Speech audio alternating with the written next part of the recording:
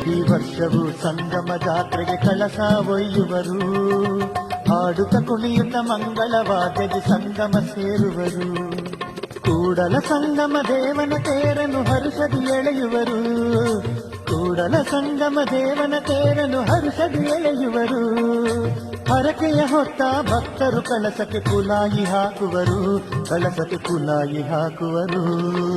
ಸಂಗಮೇಶನ ಬಂಗಾರ ಕಳಸದ ಮಹಿಮೆಯನ್ನು ಕೇಳಿ ಭಕ್ತಿಯಿಂದಲೇ ಕಥೆಯ ಕೇಳಿ ಧನ್ಯರಾಗಿ ಬಾಳಿ, ಧನ್ಯರಾಗಿ ಬಾಳಿ.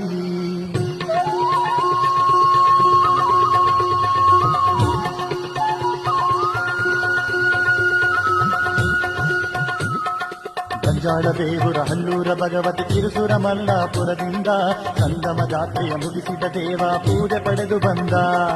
ಕಳಸವು ಬಂದಿದ್ದು ಬಾಗಲಕೋಟೆಯ ಜನರಿಗೆ ಆನಂದ.